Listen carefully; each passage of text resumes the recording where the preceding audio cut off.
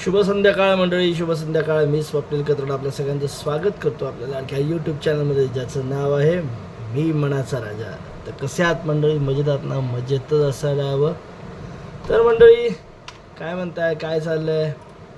आज आठवड्याचा शेवटचा वार, म्हणजे आमच्या कॉर्पोरेट लेव्हलच्या वर्ल्डच्या माणसांसाठी आज शेवटचा दिवस, म्हणजे वीकेंड. उद्यापासून वीकेंड. आज फ्रायडे. बाकी काय चाललं आहे विशेष?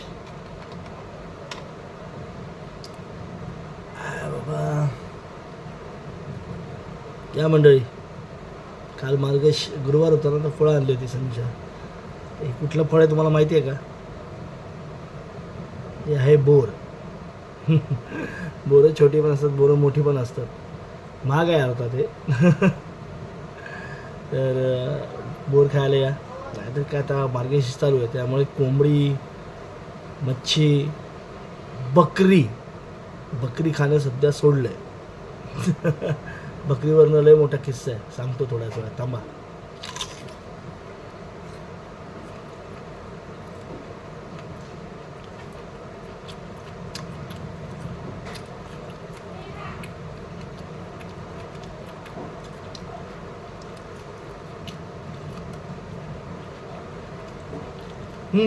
सांगतो किस्सा काय विसरलो नाही, किस्सा सांगतो.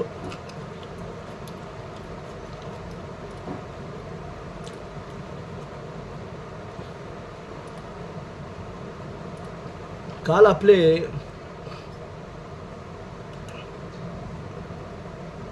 तुम्हाला ते आंदोलन माहिती आहे ना, तपोवनाचं, नाशिकमध्ये जे वृक्षतोड होते, त्या बाबतीत पर्यावरण प्रेमी आणि काही कलाकार आणि सामाजिक कार्यकर्ते यांनी एक आंदोलन छेडलं. तपोवन बचाव काही मुवमेंट. त्यातली जी वृक्षतोड होणार आहे, जे नाशिकमध्ये जो होऊ घातलेला कुंभमेळा आहे, त्या कुंभमेळ्यामध्ये जे साधू संत येणार आहेत, त्यांच्या राहण्याची व्यवस्था करण्यासाठी तपोवन तोडलं जातं आहे. गेल्या कित्येक दिवसापासून यावर आंदोलन चालू आहे. सयाजी शिंदे, अजून काही NGOज, काही सामाजिक मंडळी, नाशिकमधले पर्यावरणप्रेमी ह्यांनी हे आंदोलन छेडले. तर खूप दिवसापासून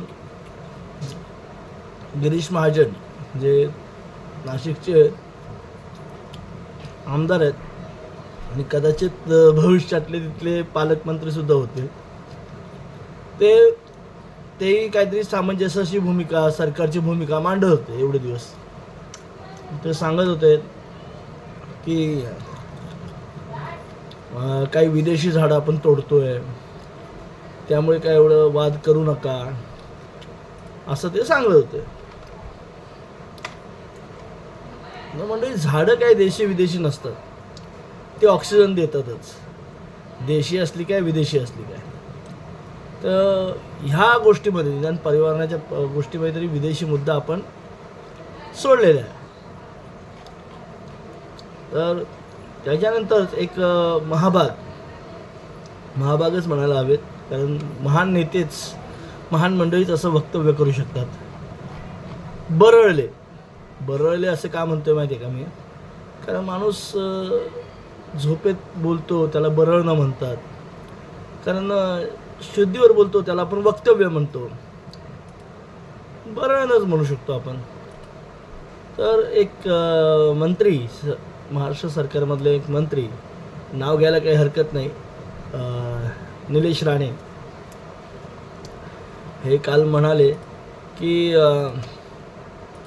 तुम्ही वृक्षतोड वगैरे बोलताय हे ठीक आहे, पण ईद साजरी करतात, त्या बकरी ईदला तुम्ही बकरी वाचवायला का जात नाही?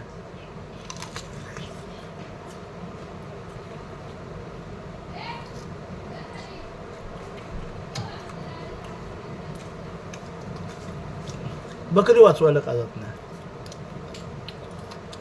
म्हणजे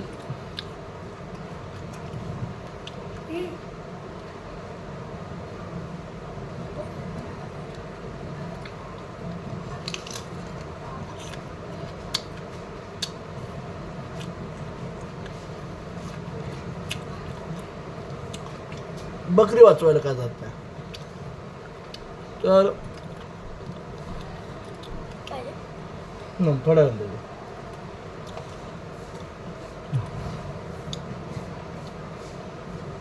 मुद्दा भरकटतोय का? नाही. तर तुम्ही बकरी वाचवायला का जात नाही? तर म्हणजे म्हणले तुम्ही मग तिथे अडवायला जा, तिथे तुमची हिंमत बघू. तर यांनी ईदमध्ये बकरी आणायला वाचवायला जात नाही, म्हणजेच हा मुद्दा कुठेतरी ईद म्हणजे धर्मांच्या ह्याच्यावर आणून ठेवला शेवटी.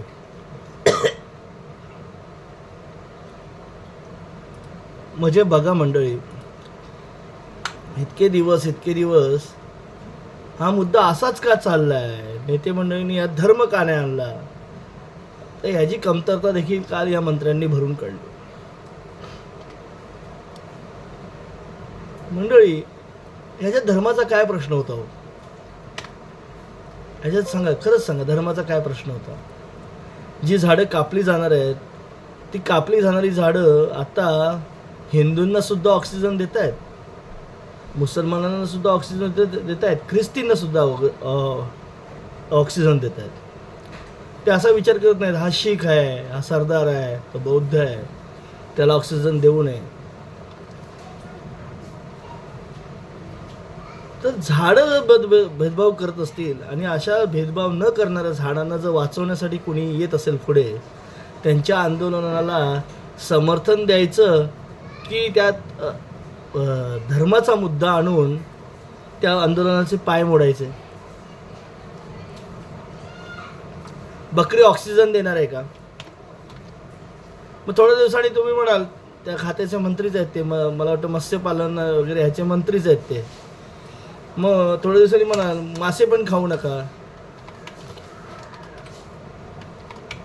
काहीतरी आपलं कुठेतरी बोलायचं, कुठलाही मुद्दा धर्माच्या नावावर आणायचा. कसं काय जमतंय यांना देवजण? काय बोलायचं मंडळी? म्हणजे धर्माचं कार्ड खेळणं हे हल्ली नेत्यांना अंगवळणीच पडलेलं आहे. कुठलाही मुद्दा आला की त्यात धर्म आणायचाच. अरे मुद्दा बघा ना काय आहे, पर्यावरणाचा मुद्दा आहे. पर्यावरणाचा ऱ्हास झाला तर तो नुसता हिंदूंची वाट लावणार नाही, मुसलमानांची देखील वाट लावणार आहे, आपल्या सगळ्यांचीच वाट लावणार आहे. म्हणून या आंदोलनामध्ये धर्म वगैरे बाजूला ठेवा, एकत्र या. हे आंदोलन खूप महत्त्वाचं आहे. असो, आपण कोण बोलणार? आपण सामान्य मंडळी, कॉमन मॅन. आपलं चॅनल हे मनोरंजनाकरता आहे. असो, पुढे बघू. आता जर काम करतो, बोलतो तुमच्याशी थोडा. 110 वर्ष जगले पाहिजे. बघा आम्ही केवढे काढले ना. हा बघा, सुपर मून अगदी तेजस्वी दिसतंय.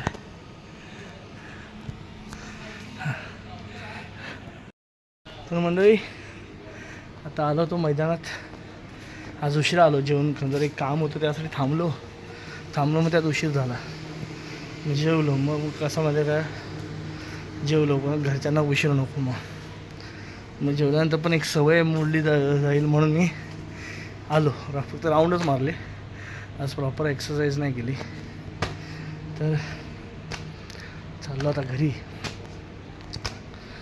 जाऊया आणि झोपूया. आता डायरेक्ट झोपायचं. आता काही काम नाही.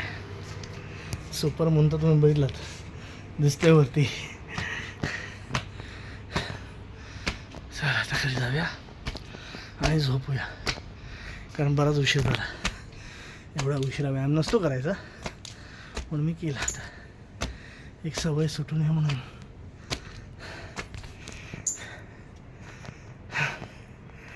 चला आता जाऊया घरी. उंदीर बघा.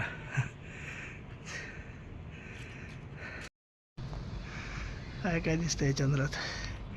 इथनं काहीच दिसणार नाही, आपला साधा मोबाईल.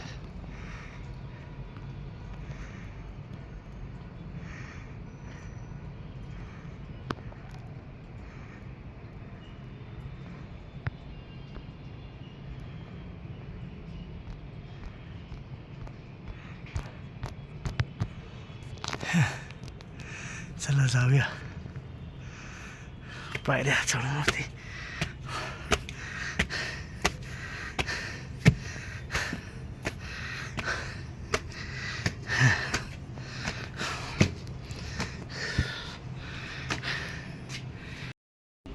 चला मंडळी, आता हा व्हिडिओ इथेच थांबवतो.